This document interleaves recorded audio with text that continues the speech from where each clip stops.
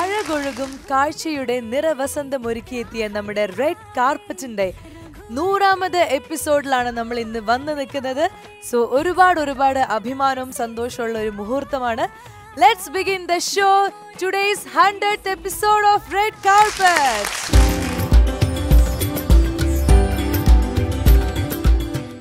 ഇന്ന് റെഡ് കാർപ്പറ്റിന്റെ ഈ 100th എപ്പിസോഡിൽ നമ്മുടെ കൂടെ പങ്കുചേരാൻ വരുന്നത് ഒരു അഭിനേത്രി എന്ന നിലയിൽ മാത്രമല്ല, നല്ലൊരു ഭാര്യ, നല്ലൊരു അമ്മ, അങ്ങനെ എല്ലാം കൊണ്ടും ഒരു ഉത്തമ പേഴ്സണാലിറ്റി അല്ലെങ്കിൽ ഉത്തമ വ്യക്തിത്വത്തെയാണ് നമ്മൾ സ്വാഗതം ചെയ്യാൻ പോകുന്നത്. മലയാളികൾക്കിടയിൽ ഒരു തരംഗം സൃഷ്ടിച്ച നായിക മറ്റാരുമല്ല, നമ്മുടെ സ്വന്തം സീമ ചേച്ചി.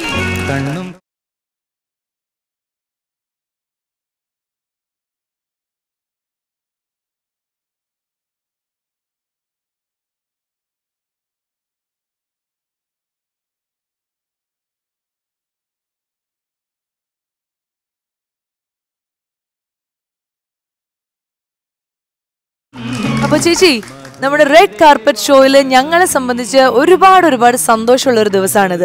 കാരണം ഈ ഷോ തുടങ്ങിയിട്ട് ഇന്ന് 100ാമത് എപ്പിസോഡ് നമ്മൾ ആഘോഷിക്കുകയാണ്.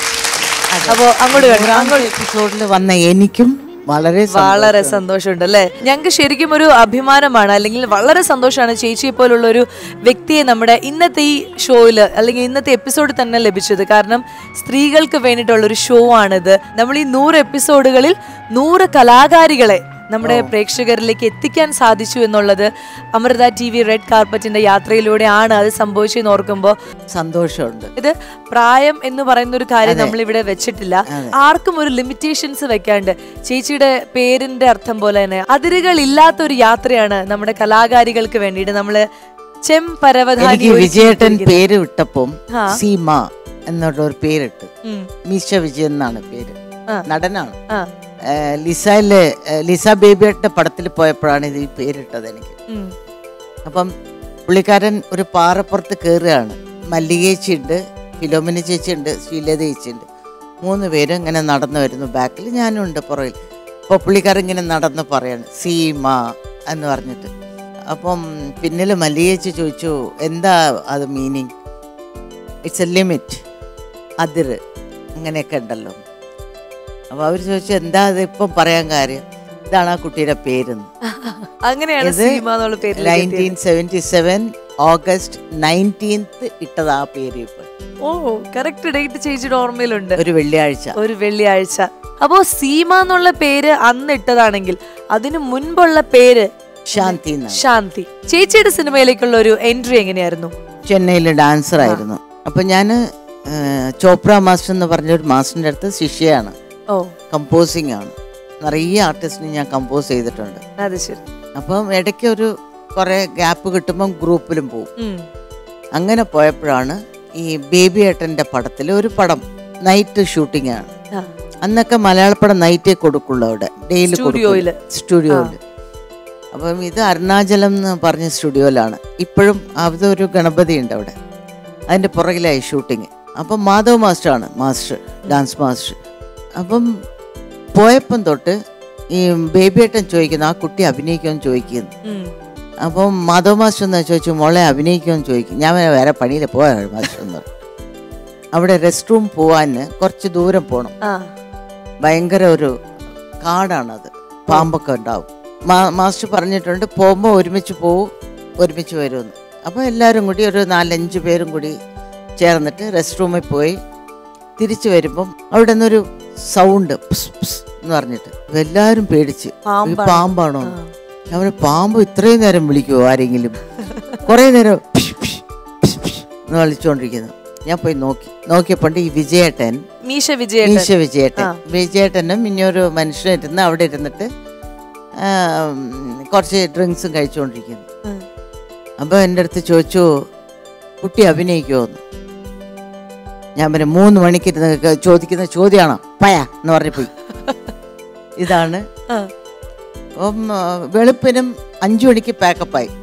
എൻ്റെ നമ്പർ വാങ്ങിച്ചു വെച്ചു, മാസ്റ്ററിൻ്റെ അടുത്ത് നിന്ന് നമ്പർ വാങ്ങിച്ചു വെച്ചു. അവർ വീട്ടിൽ പോയപ്പോൾ അമ്മേൻ്റെ അടുത്ത് പറഞ്ഞു, ഇങ്ങനെ അമ്മ എങ്ങനെ ചോദിച്ചുകൊണ്ടേയിരിക്കുന്നു, നമുക്കൊന്ന് പോയി നോക്കാമുള്ളേന്ന് പറഞ്ഞു. അമ്മ പറഞ്ഞു. അങ്ങനെ അമ്മയും ഞാനും ഒരു സൈക്കിൾ റിക്ഷയിലാണ് പോകുന്നത്. നമ്മൾ ഇരിക്കുന്ന സ്ഥലത്ത് നിന്ന് മഹാലിംഗപുരത്താണ് പോകേണ്ടത്. ബേബിയേട്ടൻ്റെ വീട് ഇപ്പോഴും അവിടെ തന്നെയാണ്. റിക്ഷയിൽ പോയിട്ട് അവിടെ ഇറങ്ങിയപ്പം ബേബിയേട്ടൻ വാതിലിരുന്നിട്ട് വാ മോളെ എന്ന് പറഞ്ഞ് ഉള്ളിൽ കയറിയപ്പം ഒരു അവിടെ ഉണ്ടായിരുന്നു. അത് പ്രൊഡ്യൂസറാന്ന് തോന്നുന്നു. ഇതാണ് ഞാൻ പറഞ്ഞ കുട്ടി, ഹീറോയിൻ. അപ്പം ഇതാണ് പ്രൊഡ്യൂസർ. എനിക്ക് കോൺഫിഡൻ്റ് ആയിട്ട് ഞാൻ അഭിനയിക്കുന്നില്ലല്ലോ, പിന്നെ എന്തിനാണ് ആവശ്യമില്ലാത്ത ഞാൻ. അപ്പൊ അതാണ് മൊയ്തീൻ, എന്നും എന്റെ മൊയ്തീൻ. ഓ അത് ശരി, നമ്മുടെ കാഞ്ചനമാലയുടെ മൊയ്തീനാണ് producer. Okay okay okay. Moideen പറഞ്ഞു, ബേബിയേട്ടൻ എന്തിനാ എൻ്റെ അടുത്ത് ചോദിക്കുന്നത്, ബേബിയേട്ടൻ്റെ ഇഷ്ടമല്ലേ? അങ്ങനെ പുള്ളിയുടെ പടമാണ് ഞാൻ ആദ്യമായിട്ട് അഭിനയിക്കാൻ പോകുന്നത്. അപ്പം ഒരു 18-നാണ് ഞങ്ങൾ പുറപ്പെട്ടത്. ബേബിയേട്ടൻ ഉണ്ട്, ഞാനുണ്ട്, നിവാസ് ക്യാമറാമാൻ, അവരുണ്ട്. എൻ്റെ കൂടെ അഭിനയിക്കുന്ന ഒരു ഹീറോ ആയിട്ടുള്ള ഒരു കുട്ടിയുണ്ട്. പോയിട്ട് ഹൈദരാബാദ് എത്തുമ്പം ഞാൻ ചോദിച്ചു, സാർ இந்த പടത്തിൽ യാർ സാർ ഹീറോയിൻ എന്ന്. എനിക്ക് തമിഴാണ് കൂടുതൽ. അപ്പം പുള്ളി പറഞ്ഞു, നാണക്കേട് പുറത്ത് പറയില്ലേ, നീയാ ഹീറോയിൻ. ഓക്കെ, ഇത്രയേ ഉള്ളൂ എക്സ്പ്രഷൻ. വലിയൊരു അത്ഭുതമൊന്നും തോന്നിയിട്ടില്ല. ഒടുവില് ആ പടം എനിക്ക് ചെയ്യാൻ പറ്റാതെയായി, ബിസി ആയിപ്പോയി.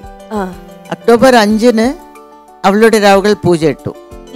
ഇതിന്റെ ഇടയ്ക്ക് സെപ്റ്റംബറിൽ ശശിയേട്ടന്റെ പടം ഈ മനോര തീരം പോയി വർക്ക് ചെയ്തു. അങ്ങനെ ഒക്ടോബറിൽ ഹീറോയിനായി. അതാണ് അവളുടെ രാവുകൾ. അത് കഴിഞ്ഞപ്പോ എനിക്ക് ആ പടത്തിന് പോകാനുള്ള ടൈം കിട്ടിയില്ലായിരുന്നു. ആ ഒരു ഒറ്റ സിനിമ കൊണ്ടാണ് ചേച്ചി എന്ന് പറയുന്ന ഒരു ഹീറോയിൻ മലയാളത്തിലേക്ക് സെയിം അതുപോലെ ഒരു വേറെ ലെവൽ നായികയായിട്ട് മാറിയ ഒരു സിനിമയായിരുന്നു. ആൾക്കാര് പ്രതീക്ഷിക്കാതെ ഒരു എൻട്രി ആയിരുന്നു കൊടുത്തത്. എന്തായാലും ഞങ്ങളുടെ ഈ 100th എപ്പിസോഡില് വീണ്ടും സീമ ചേച്ചിയെ ഞാൻ ഒരിക്കൽ കൂടി സ്വാഗതം ചെയ്യാണ്. നമ്മുടെ എപ്പിസോഡ് കുറച്ചുകൂടി ഒന്ന് കളർഫുൾ ആക്കാൻ, ഒരു പാട്ടും കാര്യങ്ങളൊക്കെ ആയിട്ട് വരാൻ വേണ്ടിയിട്ട് നമുക്ക് ഒരു അതിഥിയും കൂടി ഉണ്ട്. സോ നമുക്ക് വളരെയധികം സ്നേഹത്തോടെ സ്വാഗതം ചെയ്യാം. ഈ അടുത്ത കാലത്ത് ഒരു കലാകാരിക്ക് പ്രായം എന്നുള്ളത് ഒരു ബാധകമല്ല, കലാകാരിയെ അംഗീകരിക്കും നമ്മൾ എന്ന് വീണ്ടും തെളിയിച്ചു മലയാളികൾ. അങ്ങനെ ഒരു കലാകാരി നമ്മുടെ ഇടയിലേക്ക് വരാൻ പോവാണ്, മലയാളികളുടെ സ്വന്തം നഞ്ചി അമ്മ.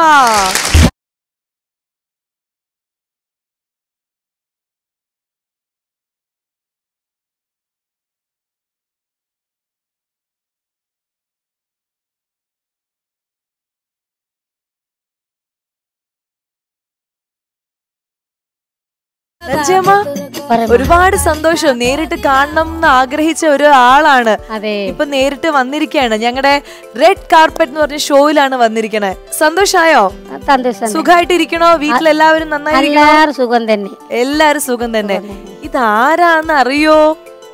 സീമമ്മേടാണ്. സീരിയലിലൊക്കെ കണ്ടിട്ടുണ്ട്, പടത്തിലൊക്കെ കണ്ടിട്ടുണ്ട്, എല്ലാത്തിലും കണ്ടിട്ടുണ്ട്. ഇവരെ കണ്ടുപിടിച്ചു കൊണ്ടുവന്നത് പാട്ട് പഠിപ്പിച്ചില്ലേ?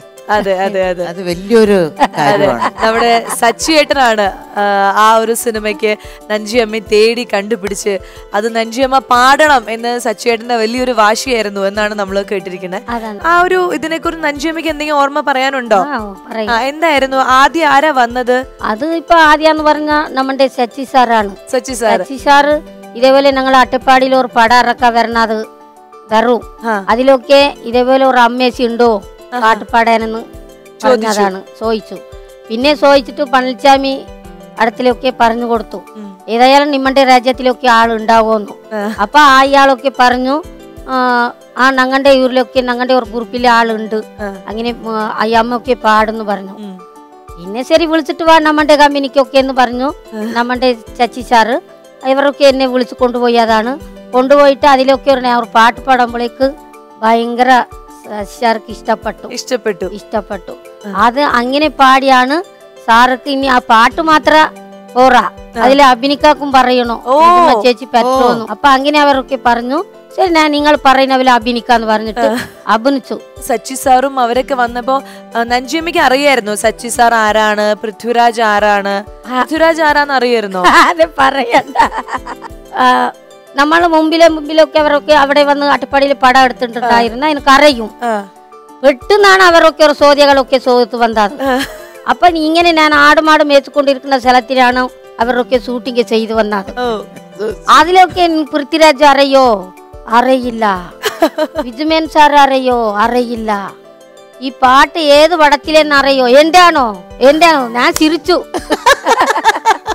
അത് സത്യാണ്. അല്ല സത്യം മനസ്സിലായി. അതാണ് അതിങ്ങനെ പെട്ടെന്ന് പറഞ്ഞതാണ്. എനിക്ക് അറിയാത്ത ഒരു വാക്കുകളാണ് അത്. അവരങ്ങനെ പറയുമ്പോഴേക്ക് ഞാൻ അങ്ങനെ പെട്ടെന്ന് പറഞ്ഞു കൊടുത്തതാണ്. അപ്പൊ എന്നിട്ട് എന്റെ മനസ്സിലെ ഒരു തുടിപ്പാണ്. ഓ നമ്മുടെ പൃഥ്വിരാജ് എങ്ങനെയായിട്ട് ഞാൻ തെറ്റായിട്ട് പറഞ്ഞോ? അത് എനിക്കൊരു തുടിയാണ് എന്റെ മനസ്സിലേക്ക്. അതാണ്. അപ്പൊ സാറിന് ഏതായാലും എനിക്ക് കാണണോ? അപ്പൊ സാറ് വിളിച്ചു, ഏതായാലും നഞ്ചമ്മ ചേച്ചിനെ ഞാൻ കാണണോ അങ്ങനെയെന്ന് പറഞ്ഞിട്ടാണ് കൊച്ചിയിലൊക്കെ സാറ് വിളിച്ചു. അപ്പൊ ഞങ്ങൾ കൊച്ചിയിലെ വന്നിട്ട് 3 ആളും കൂടി, ഞാനും പൃഥ്വിരാജ് സാർ, വിജ്മേൻ സാർ, ഞങ്ങൾ 3 ആളും കൂടി അതിലാണ് കണ്ടുമുട്ടിയത്. ഇപ്പൊ നിങ്ങള് കട്ട ഫ്രണ്ട്സ് ആയി അല്ലേ? അതാണ്. ഇപ്പൊ ഭയങ്കര ഫ്രണ്ട്സ് ആയി ഇവര്. അട്ടപ്പാടിയിലൊക്കെ വന്നാല് രാജുവേട്ടനെ നഞ്ചിയമ്മയെ അന്വേഷിക്കും, പോയി കാണും, അങ്ങനെയായി അല്ലേ? ഈ 100ാമത് എപ്പിസോഡ് കുറെ കൂടി സന്തോഷകരമായിട്ട് ആഘോഷിക്കാൻ നമ്മുടെ കൂടെ ഒരു ഗസ്റ്റും കൂടി ജോയിൻ ചെയ്യാണ്. അതായത് ഒരു കാലത്ത് മലയാളികളുടെ പ്രിയങ്കരനായ നടനായിരുന്നു, ഗായകനായിരുന്നു. ഇപ്പോ അമൃത ടിവിയുടെ എക്സിക്യൂട്ടീവ് പ്രൊഡ്യൂസർ ആണ്. ഇപ്പോഴും അദ്ദേഹം സംഗീതം ജീവിതത്തിൽ കൊണ്ടു നടക്കുന്ന ആളാണ്. ആര്? ചേച്ചിയെ ഇൻവൈറ്റ് ചെയ്യുന്ന കൃഷ്ണ.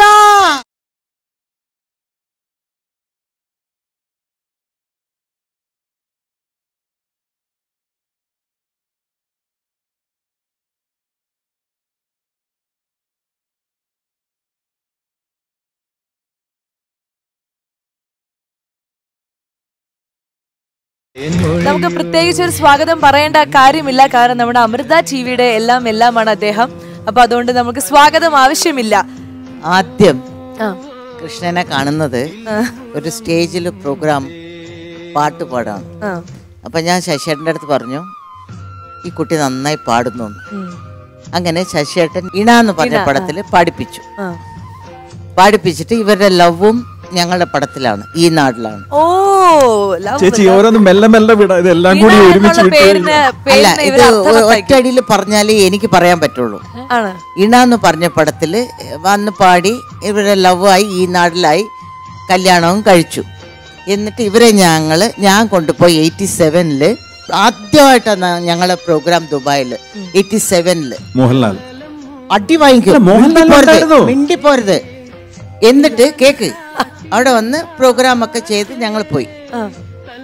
ഈ ഇടയ്ക്ക് ഒരു 6-7 വർഷത്തിന് മുമ്പ് ലാലിന്റെ ഒരു ദുബായിലൊരു ഫംഗ്ഷൻ ആയിരുന്നു. പുള്ളി എന്നെ കണ്ടില്ല കേട്ടോ, ഭയങ്കര വാചകം. ഞങ്ങൾ 87-ല് വന്നപ്പം ഇത് ലാലേട്ടൻ ഇങ്ങനെയൊക്കെ കൊണ്ണൂടെ ഊണനാണ്, അതാണ് ഇതാണ് നറ്റതാണ്, ഞാനങ്ങനെ എങ്ങനെയെന്ന്. പിന്നീട് എന്നെ കാണുന്നത്. ഞാൻ സ്റ്റേജിൽ കയറി, ഞാൻ പറഞ്ഞു 87-ല് എൻ്റെ കൂടെ വന്നത് കൃഷ്ണൻ മറന്നു, പക്ഷെ ലാലിന്റെ കൂടെ ഉള്ളത് മാത്രമേ ഓർത്തുള്ളൂ. അപ്പൊ ഞാൻ പറഞ്ഞു, സ്റ്റേജിൽ നിന്ന് തന്നെ പറഞ്ഞു, ഞാൻ പറഞ്ഞു നീ വാ വെളിയിൽ വെച്ചിട്ടുണ്ട് നിനക്ക്, ഞാൻ അല്ല ചേച്ചിക്ക് അത് പറയാനുള്ള അധികാരമുണ്ട്. പക്ഷെ അങ്ങനെയല്ല, സത്യത്തിൽ നമ്മളെ കൊണ്ടുവിടാ ഞാനെന്തോ ഭയങ്കര അബദ്ധം കാണിച്ചത് അതല്ല. അല്ല, നമ്മളൊരു പ്രോഗ്രാമിന്റെ ഒരു മെയിൻ ആയിട്ടുള്ള ആർട്ടിസ്റ്റിന്റെ അന്ന് ലാലായിരുന്നു അതിന്റെ സെൻട്രൽ ഫിഗർ. അതാണ് ഞാൻ ഉദ്ദേശിച്ചത്. അല്ലാതെ സീമ ചേച്ചി കൂടെ ഉണ്ടായിരുന്നില്ല എന്നോ, സീമ ചേച്ചി അതൊന്നും അല്ല ഉദ്ദേശിച്ചത്. അവാർഡ് ഫംഗ്ഷൻ അല്ലാതെ പുള്ളി അവിടെ ഉണ്ടായിരുന്നു, വന്നു, അത്രേ. അല്ല, അന്ന് മോഹൻലാലിന്റെ മിണ്ടണ്ട, ഇത് വേറെ ഏതാണ്. ചേച്ചി അന്ന് മോഹൻലാലിന്റെ ഫസ്റ്റ് പ്രോഗ്രാമാണ്, ഫോറിൻ പ്രോഗ്രാം. അന്ന് ലാല് പാടിയൊരു പാട്ട് ഞാൻ തമാശക്ക് അന്ന് രണ്ടാമത് ഓർമ്മിപ്പിച്ചു. അതുകൊണ്ട് ഇതൊന്നും രണ്ടാമത് എടുത്ത് പറഞ്ഞു. ചേച്ചിക്ക് അത് ഭയങ്കരമായിട്ട് ഫീൽ ചെയ്തു. ചേച്ചി വന്ന പ്രോഗ്രാമിന് എന്നുള്ളത് പറയാണ്ട് മോഹൻലാലിന് ഇമ്പോർട്ടൻസ് കൊടുത്ത് പറഞ്ഞില്ലേ എന്ന്. അടി വാങ്ങാതെ, ഇത് പബ്ലിക്കാണ്. ഞാൻ പറയട്ടെ, ശശിയേട്ടനും ചേച്ചിയാണ്. ഞാൻ കാലിക്കറ്റിലൊരു അവാർഡ് ഫംഗ്ഷൻ നടന്നപ്പോൾ ഞാനൊരു പാട്ട്, അന്ന് ഞാൻ വെറും ആക്ടർ എന്നുള്ള നിലയ്ക്ക് ഒരു പാട്ട് പാടി. അപ്പൊ അത് സ്റ്റേജിന്റെ പിന്നിൽ വന്നിട്ട് ശശിയേട്ടനും സീമച്ചി ഭയങ്കര നല്ല ക്ലാപ്സ് ഒക്കെ കിട്ടിയപ്പോൾ ഇവര് വന്നിട്ടുണ്ട്, ശരിക്കും കെട്ടിപ്പിടിച്ചു രണ്ടുപേരും. എന്നിട്ട് പറഞ്ഞു, എന്റെ അടുത്ത സിനിമയിൽ നിനക്ക് പാട്ടുണ്ടെന്ന് സീമ ചേച്ചിയും പറഞ്ഞു, ശശിയേട്ടൻ. അപ്പോ എന്തായാലും ഒരുപാട് രസകരമായ വിശേഷങ്ങൾ ഇവരുടെ രണ്ടുപേരുടെ ഭാഗത്ത് നമുക്ക് കിട്ടാനുണ്ടെന്നുള്ളതിന്റെ ഒരു തുടക്കം ഇവിടെ ഇവർ ഇനിയുണ്ട്. ഇനി കൃഷ്ണേന്ദ്രൻ സാറിന്റെ ടേൺ ആണ്. കൗണ്ടർ.